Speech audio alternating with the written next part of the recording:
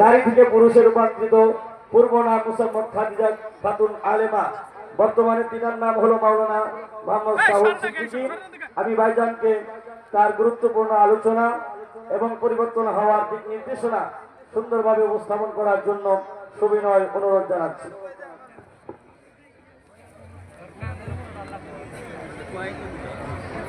আসসালামু আলাইকুম ওয়া রাহমাতুল্লাহ। ওয়া আলাইকুম আসসালাম ওয়া রাহমাতুল্লাহ। ইন্নাল হামদালিল্লাহ নাহমাদুহু ওয়া নুসাল্লি আলা রাসূলিহিল কারীম। قال الله تعالى في كلامه المجيد وفي فرقانه الحميد أعوذ بالله من الشيطان الرجيم بسم الله الرحمن الرحيم إن الله وملائكته يصلون على النبي يا أيها الذين آمنوا صلوا عليه وسلموا تسليما الحمد لله বলি আলহামদুলিল্লাহ এবং আমার সাথে একসাথে দরুদ পড়তে হবে। পড়বেন তো? শোনেন, স্বয়ং আল্লাহ রাব্বুল আলামিন কোরআনুল কারীমের মধ্যে রাসূলের প্রতি দরুদ পড়ার কথা বলেছেন। স্বয়ং আল্লাহ বলেছেন, তাহলে কত গুরুত্বপূর্ণ বুঝতেছেন? আর যারা রাসূলুল্লাহর নাম শুনে কিন্তু দরুদ পড়ে না, এদের মতো বেয়াদব, এদের মতো বেহায়া দুনিয়াতে কেউ আছে? নাই। তা আমরা যারা কোরআনের মাহফিলে আসে তারা কি বেহায়া? তারা কি বেহায়া? না। আল্লাহ তাআলা একজন বান্দার দিকে রহমতের নজরে তাকানোর পরে ওই বান্দা দিনের কোনো কাজে যেতে পারে। সুবহানাল্লাহ পড়ে। একটু সবাই একসাথে দরুদে ইব্রাহিম আমরা পাঠ করব। পড়ি আল্লাহুম্মা সাল্লি আলা মুহাম্মাদ ওয়া আলা আলি মুহাম্মাদ কামা সাল্লাইতা আলা ইব্রাহিম ওয়া আলা আলি ইব্রাহিম ইন্নাকা হামিদুম মাজিদ। আল্লাহুম্মা বারিক আলা মুহাম্মাদ ওয়া আলা আলি মুহাম্মাদ كما باركت على إبراهيم وعلى آل إبراهيم إنك حميد مجيد الحمد لله। যারা আয়োজন করার জন্য কেউ অর্থ দিয়ে, কেউ পরিশ্রম দিয়ে, কেউ সময় দিয়ে, বিভিন্ন ভাবে সময় দিয়েছে, শ্রম দিয়েছে, তারা মাথার তাজ ওলামায়ে কেরাম, আমার সামনে উপবিষ্ট মুসল্লিগণ, পর্দার অন্তরালের সম্মানিত শ্রদ্ধেয়া মা ও বোনেরা, সকলকে আমি জানাই আন্তরিক মোবারকবাদ। আপনারা কেমন আছেন? শোনেন, আমি এমনিতেই সুর করে ওয়াজ করি না, তার উপর আমার প্রচন্ড ঠান্ডা এবং জ্বর। আমি বুঝলাম না যে এই বছর, মানে বছরের প্রথম মাহফিল থেকে আমার ঠান্ডা, এই ঠান্ডা আমি বুঝতেছি না যে আল্লাহর হয়তো কোনো নিয়ামত, এই ঠান্ডা আমার সারছে না, লেগেই আছে। তো যাই হোক, ঠান্ডা জ্বর চুলকানি এগুলো নাকি জান্নাতি লোকদের, মানে এই রোগগুলো হয়। তো সারা জীবন যদি ঠান্ডা জ্বর হয়, এর বিনিময়ে আল্লাহ যদি কিয়ামতের দিন একটা গুনাহ মাফ করে দেয়, অনেক বড় পাওয়া। কথা বলেন ঠিক কিনা?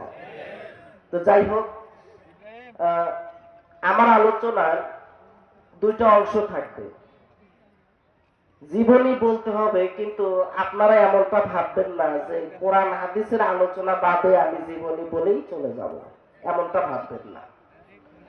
আগে কোরআন থেকে, হাদিস থেকে আমি আমার ক্ষুদ্র জ্ঞান অনুযায়ী, আসলে এই স্টেজে বসার যোগ্যতা আমার নেই, একেবারেই নেই।